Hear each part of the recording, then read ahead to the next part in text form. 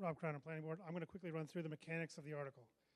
First, it changes our definition of affordable housing to housing that is affordable to people at low or moderate income levels using Department of Housing and Urban Development standards for 80% of the area median income.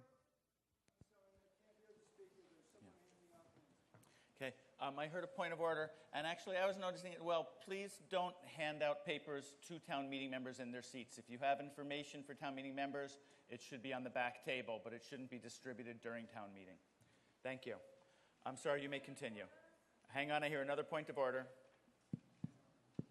Wait for a microphone, please.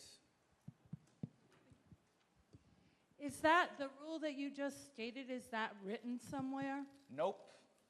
Okay, then under what authority or aegis does that happen? It's under my authority as moderator, and I have control of this room, and I feel it's disruptive to pass things out to town meeting members in their seats. We have a mechanism for distributing information.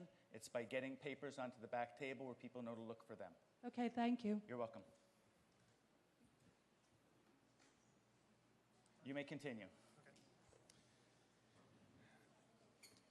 First, we're changing our definition of affordable housing to housing that... Speak really close to the microphone and speak slowly. The fans make it hard to hear.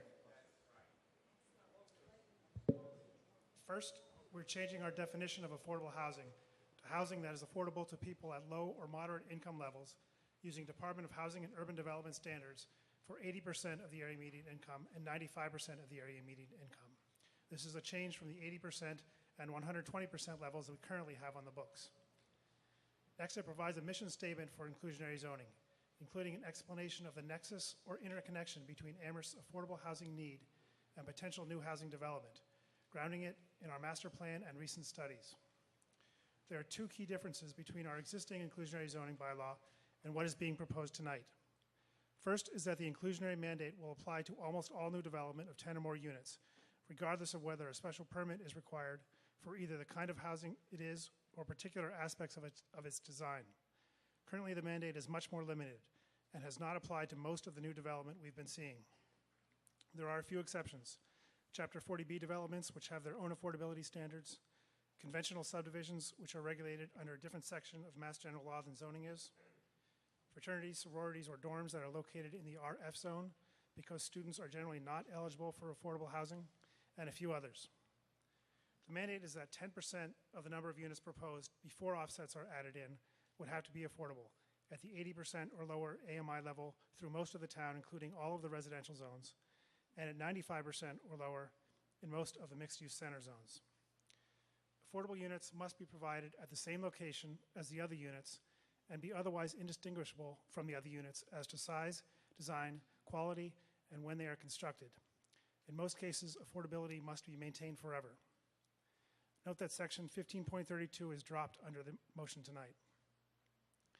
The other major change is that the zoning bylaw would provide some built-in flexibility to enable a developer to offset or make up the cost and lost revenue resulting from the mandate with additional density beyond what is possible if the project didn't include affordable units.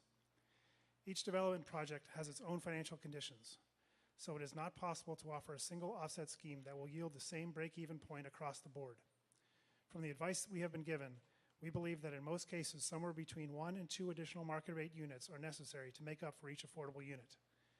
We have chosen an offset rate of 1.5 units to approximate the offset needed. In order to make it possible for those market rate offset units to be built, the dimensional table, which regulates density in each zone, will have to be different. We have concentrated the adjustments into the mixed-use centers, which is where our master plan calls for most development to take place, and also where different kinds of adjustments are needed because of differing constraints on building. Each of those adjustments would happen automatically for projects containing affordable units and would not require a special permit. However, no additional modification of those dimensions would be allowed under footnote A, which means that the adjustments are automatic, but with a hard cap. We are proposing one modification that would require a special permit to allow some units in a different location than the rest of the project, but it would be an option only in mixed-use centers. At least half of the required affordable units would have to be provided on-site. The off-site units would have to be nearby, and strict conditions above and beyond what normally apply to special permits would have to be adhered to. Finally, because the existing rules for cluster subdivisions, planned unit residential developments, and open space community developments already contain incentives for providing affordable units. In order not to confuse them with the offsets in this article, we are removing those rules and replacing them with references to the inclusionary zoning chapter of the bylaw. Yes, Mr. Stutzman to wrap up. Thanks, Rob.